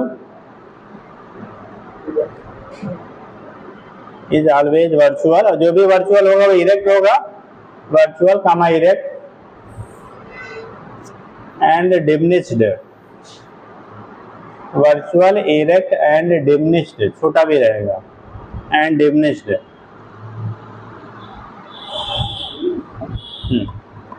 diminished पहला केस होगा बेटा जब ऑब्जेक्ट आपका इनफाइनाइट पे हो। तो फर्स्ट लिखिएगा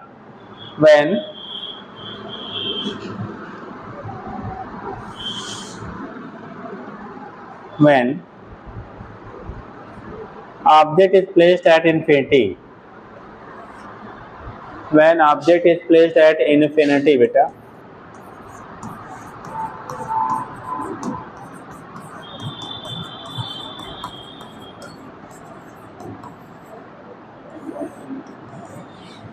अगर ऑब्जेक्ट हमारा इनफाइनाइट पे बन रहा है, when object is placed at infinity, अगर ऑब्जेक्ट आपका इनफाइनाइट पे बन रहा है तो उस कंडीशन में इमेज का जो फॉर्मेशन होगा वो कैसा और कहाँ होगा वो आप देख लो। ठीक,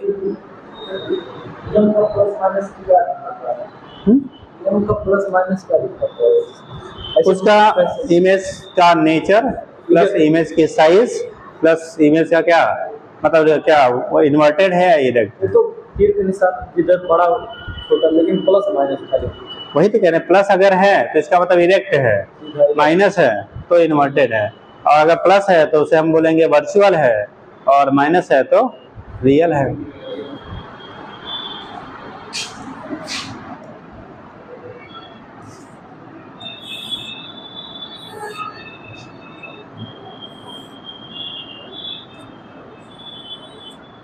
अरे कॉन्वेक्स बन गया यार।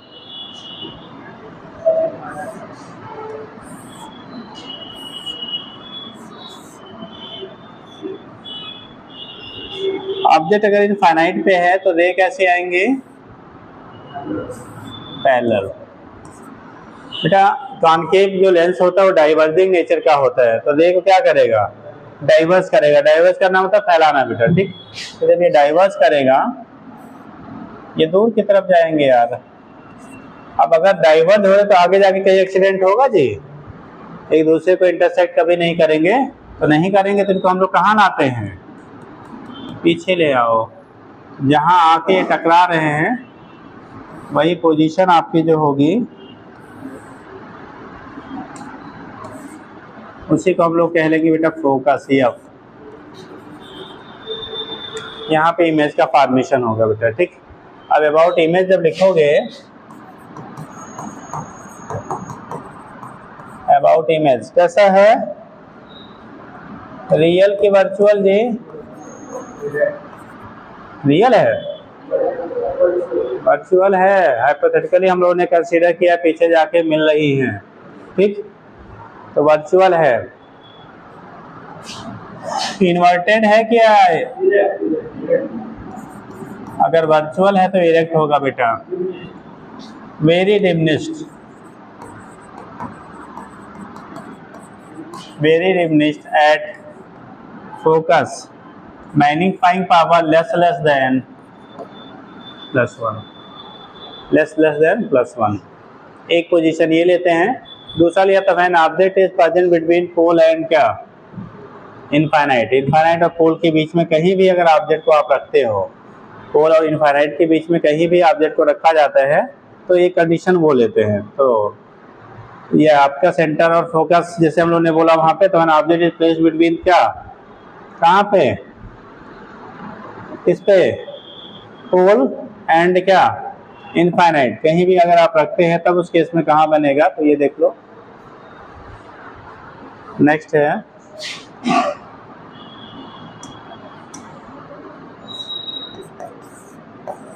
when object is present between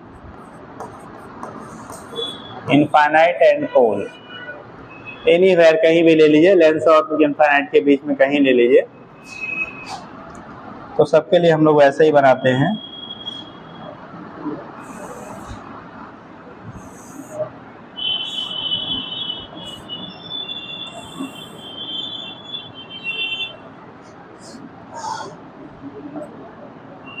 मान लो ऑब्जेक्ट को आपने एक रखा, एक रे सीधी जाएगी और ये दूसरा आपका सेंटर से ले लो बेटा,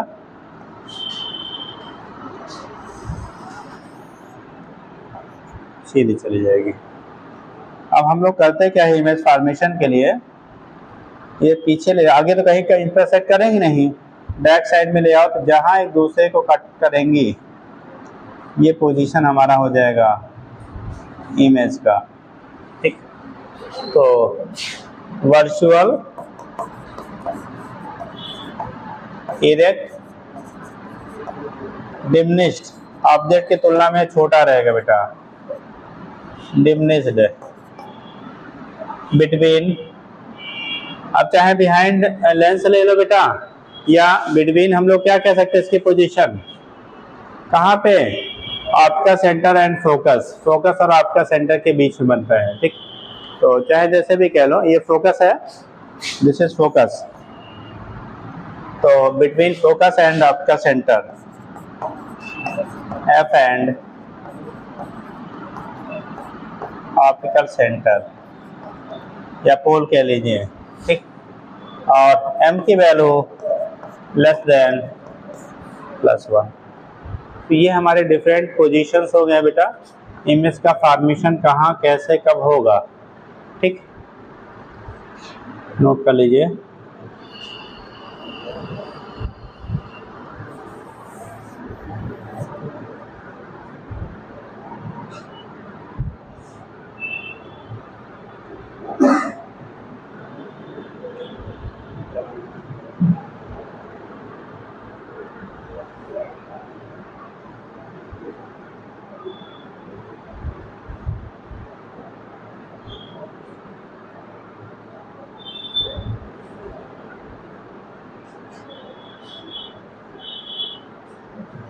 अटेंडेंस हो गया बेटा सबका, कहाँ पे है, और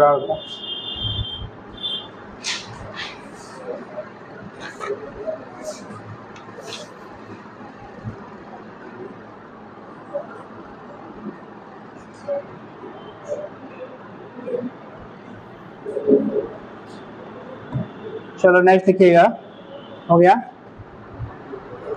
आपको लेंस में दो फार्मूला पड़ा हुआ है, एक लेंस मेकर फार्मूला और एक लेंस फार्मूला। और खूब बच्चे रटते हैं lens formula, lens maker formula. कितने लोगों को रटा है अभी? सब भुला दिया क्या तुम लोगों ने? हाँ क्या 1/a = 1/b + 1/u, ये क्या है? लेंस फार्मूला है कि लेंस मेकर फार्मूला है?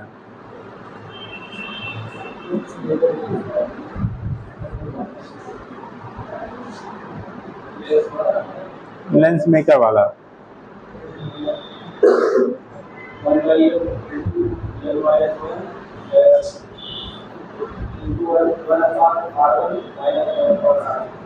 और लेंस वाला कितने लोग इनकी बात से सहमत हैं? सुना क्या बोला इन्होंने?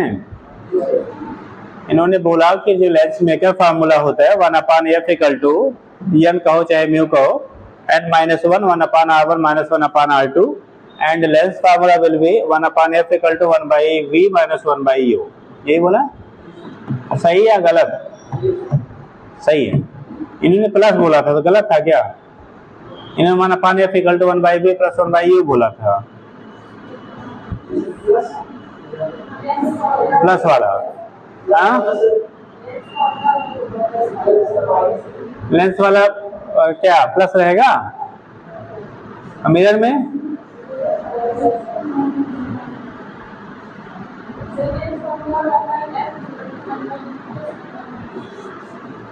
अच्छा, प्लस होता है। और तो मिरर फार्मूला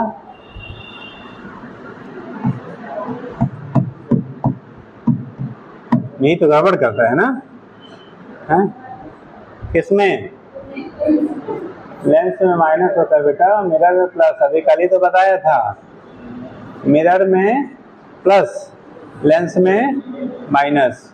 बैठो, चलिए लिखिएगा lens maker formula.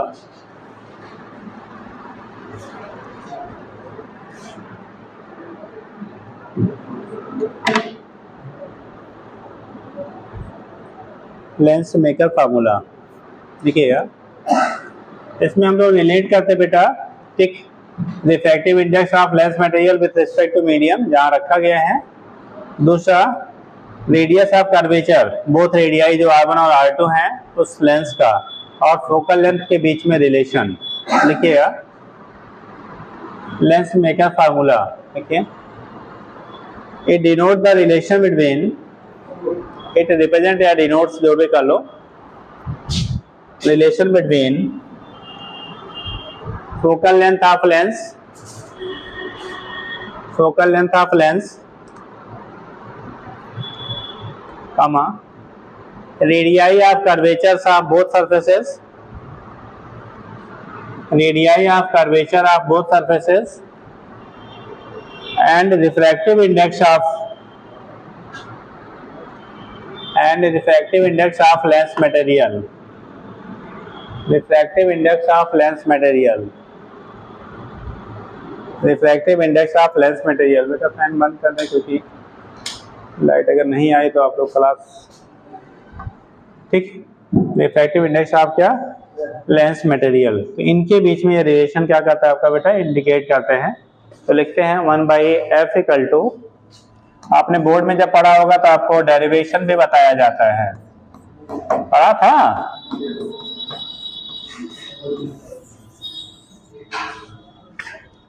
1/f equal to 1μ - 1 1/r1 - 1/r2। R1 R2 बेटा जो रेडियस ऑफ कर्वेचर है, अब चाहे जो भी ले लिए, फिलहाल हम यहाँ बाई कॉन्वेक्स ले रहे हैं तो इसके लिए R1 ये होगा और R2 ये होगा, ठीक। रिफ्रैक्टिव इंडेक्स मान लो इसका म्यू है, तो R1 R2 और म्यू का फोकस के साथ जो रिलेशन होता है उसी को हम लोग लेंस फार्मूला कहते हैं। अब अलग अलग सिचुएशंस में, अलग अलग कंडीशन में आपका जो रिलेशन होगा वो अलग अलग बनेगा। अगर हमारा इक्वी बाई कॉन्वेक्स लेंस है, मतलब दोनों सरफेसेस की रेडियाई सेम है, दोनों की रेडियाई कैसी है? सेम है, तो उस केस में आपने f के लिए जब रिलेशन निकालेंगे 1/f equal to mu minus 1 1/r1। अच्छा ये बताओ R1 की साइज पॉजिटिव लेंगे कि नेगेटिव? अगर बाई कॉन्वेक्स लेंस लेते हैं तो R1 का जो साइन होगा वो पॉजिटिव कि नेगेटिव? R1 पॉजिटिव या नेगेटिव?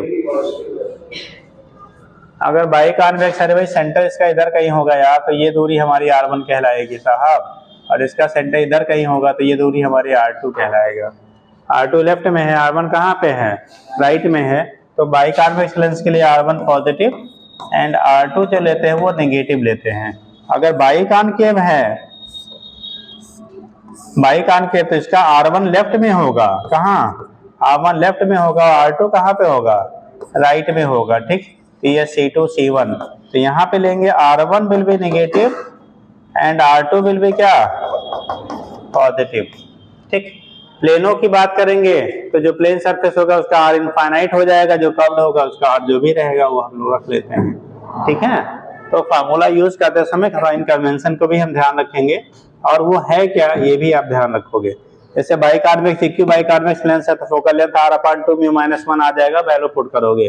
और प्लेनो कॉन्वेक्स लेंस है तो F = R/म्यू -1 आ जाएगा। तो वो चीजें आपकी जो होती है यहाँ से दिखा देते हैं, यानी कि इक्यू बाई कॉन्वेक्स लेंस की तुलना में उसके प्लेनो कॉन्वेक्स लेंस की अगर सेम मटेरियल का सेम रेडियस का है तो फोकल लेंथ 2 गुना हो जाता है। कितना होता है, 2 टाइम्स हो जाएगा बेटा, ठीक है। तो इतना फिलहाल नोट कर लीजिए। कंडीशन बताइए, टाइम क्या हुआ बेटा, हाँ हो गया। तो सर ना आए हो तो थोड़ा बताइए, तब तक आ गए हो तो। अरे इतना नोट करो, इतना नोट करो।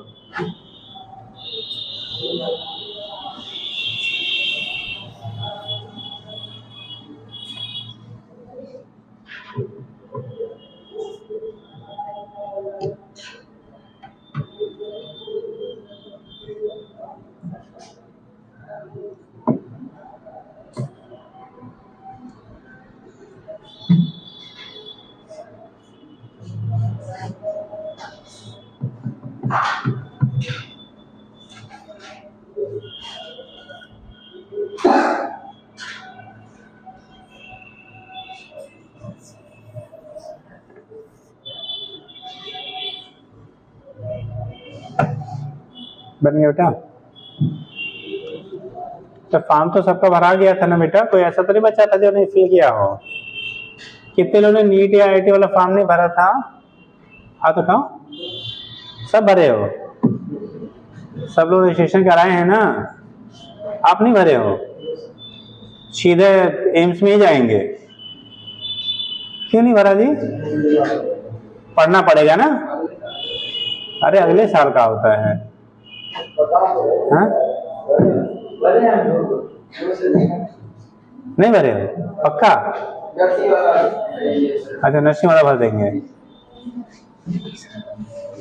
तो अच्छा अगली बार उसको भी भरेंगे। फॉर्म भर देना चाहिए यार, कोई भी एग्जाम रहता है आपको बार बार बोला जाता है आपकी एफिशिएंसी बढ़ जाती है, और जितने लोग एग्जाम नहीं देना होगा अब सोना शुरू कर देंगे, क्योंकि मौसम आ ही रहा है सोने वाला है ना। तो खा के तो क्या बनाते हैं, दोपहरिया, हमारे हिंदुस्तान वाले हैं, ठीक है, रात में भी सोते हैं दिन में भी सोते हैं, ठीक। अब मौका मिले तो 24 घंटे भी कम हो जाए। चलो फिर अब तो ये कैसे आपके हो गए बेटा, यहाँ से हम लोग दिखा लेते हैं, ठीक, कि क्या होगा आपका इसकी वैल्यू, फोकल लेंथ कैसे निकालेंगे, आप इसके डिफरेंट कंडीशंस कर लीजिएगा। ये साइन कर ले बेटा।